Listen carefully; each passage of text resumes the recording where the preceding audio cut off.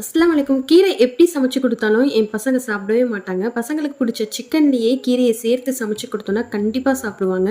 Palak chicken கறி எப்படி செய்யணும்னு பார்க்கலாம். கொஞ்சமா எண்ணெய் ஊத்திக்கோங்க. எண்ணெய் ஹீட் ஆகின பிறகு வெங்காயம் ஆட் பண்ணிக்கோங்க. வெங்காயம் ரொம்ப ப்ரௌன் ஆகணும் அவசியம் இல்ல. தக்காளி ஆட் பண்ணிக்கோங்க. இதையும் நல்லா சாட்டே பண்ணிக்கோங்க. தக்காளி நல்லா ஜூஸி ஆகணும் அந்த அளவுக்கு வதக்கி விட்டுக்கோங்க. 2 டேபிள் ஸ்பூன் ஃபுல்லாவே ஜிஞ்சர் garlic பேஸ்ட் ஆட் பண்ணிக்கோங்க.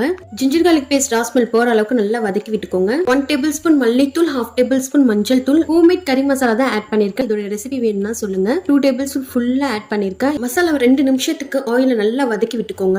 2 டேபிள் ஸ்பூன் தயிர் ஆட் பண்ணிக்கோங்க. இப்போ நம்ம எடுத்து வச்சிருந்த சிக்கனையும் ஆட் பண்ணிடலாம். தேவையான உப்பு, சிக்கன்ல தண்ணி விட ஒரு 1/4 கப் அளவுக்கு தண்ணி ஆட் பண்ணிக்கோங்க. இப்போ லிட் போட்டு க்ளோஸ் பண்ணிடுங்க. சிக்கனை ஹாஃப் குக் பண்ணி எடுத்துக்கோங்க. பசல கீரையை ஃபைன் பேஸ்டா அரைச்சு எடுத்திருக்கேன். இப்போ சிக்கன் கூட ஆட் பண்ணிக்கோங்க. அகைன் லிட் வச்சு க்ளோஸ் பண்ணிடுங்க.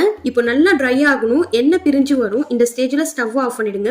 பாஸ்தா 2 கியூப்ஸ் பட்டர் ஆட் பண்ணிக்கோங்க. கீரையே பிடிக்காத பசங்களுக்கு கூட கண்டிப்பா பிடிக்கும். கண்டிப்பா